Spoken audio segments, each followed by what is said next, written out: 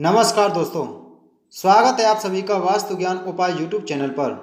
दोस्तों, आज हम आपको इस वीडियो के माध्यम से कार्तिक मास के 9वें अध्याय की कथा का श्रवण करा रहे हैं। आप सभी भक्तजन श्रद्धा पूर्वक मन लगाकर सुने। जो पढ़े सुनेगा इसे वह होगा भव से पार, श्री हरि कृपा से लिख रहा 9वां अध्याय का सार। राजा पृथु ने कहा, हे मुनिश्रेष्ठ नारद जी, आपने कार्तिक माह के व्रत में जो तुलसी की जड़ में भगवान विष्णु का निवास बताकर उस स्थान की मिट्टी की पूजा करना बतलाया है, अतः मैं श्री तुलसी जी के महात्म को सुनना चाहता हूँ। तुलसी जी कहाँ और किस प्रकार उत्पन्न हुई, यह बताने की कृपा करें।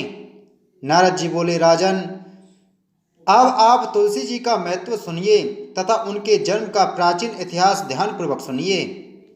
एक बार देवगुरु बृहस्पति और देवराज इंद्र भगवान शंकर का दर्शन करने कैलाश पर्वत की ओर चले। तब भगवान शंकर ने अपने भक्तों की परीक्षा लेने के लिए जटाधारी दिगंबर का रूप धारण कर उन दोनों के मार्ग में अवरोध उत्पन्न किया। यद्यपि वह तेजस्वी, शांत, लंबी भुजा और चौड़ी छाती वाले गौर वर्ण अपने विशाल नेत्रों से युक्त तथा सिर पर जटा धारण किए वैसे ही बैठे थे। तथापि उन भगवान शंकर को ना पहचान कर इंद्र ने उनको अपना नाम व धाम आदि पूछते हुए कहा कि क्या भगवान शंकर अपने स्थान पर हैं या नहीं, या कहीं गए हुए हैं। इस पर तपस्वी रूप भगवान शिव कुछ नहीं बोले। इंद्र को अपने त्रिलोकीनाथ होने का गर्व था। उसी अहंकार के प्रभाव से वह चुप किस प्रकार रह सकता था।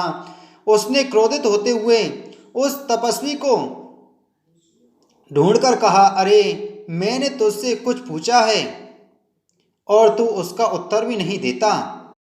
मैं अभी तुझ पर वज्र का प्रहार करता हूँ, फिर देखता हूँ कि कौन तुझ दुर्मति की रक्षा करता है। इस प्रकार कहकर जैसे ही इंद्र ने उस जटाधारी दिगंबर को मारने के लिए हाथ में वज्र लिया, वैसे ही भगवान शिव ने वज्र सहित इंद्र का हाथ स्तंभित कर दिया और विकराल नेत्र कर उसे देखा। उस समय ऐसा प्रतीत हो रहा था कि वह दिगंबर प्रज्वलित हो उठा है और वह अपने तेज से जला देगा। भुजाएं स्तंभित होने के कारण इंद्र दुखित होने के साथ साथ अत्यंत कुपित भी हो गया। परंतु उस जटाधारी दिगंबर को प्रज्वलित देखकर बृहस्पति जी ने उन्हें भगवान शंकर जानकर प्रणाम किया और दंडवत होकर उनकी स्तुति करने लगे। बृहस्पति भगवान शंकर से कहने लगे, हे दीननाथ, हे महादेव, आप अपने क्रोध को शांत कर लीजिए और इंद्र के इस अपराध को क्षमा कीजिए। बृहस्पति के यह वचन सुनकर भगवान शंकर ने गंभीर वाणी में कहा, मैं अपने नेत्रों से निकलते हुए क्रोध को किस प्रकार रोकूं। तब बृहस्पति ने कहा, भगवान, आप अपना भक्त वत्सल नाम सार्थक करते हुए अपने भक्तों पर दया कीजिए। आप अपने इस तेज को अन्यंत्र स्थापित कीजिए और इंद्र का उद्धार कीजिए। तब भगवान शंकर गुरु बृहस्पति से बोले, मैं तुम्हारी स्तुति से अत्यंत प्रसन्न हूँ। तुमने इंद्र को जीवन दान दिलवाया है। मुझे विश्वास है कि मेरे नेत्रों की अग्नि अब इंद्र को पीड़ित नहीं करेगी।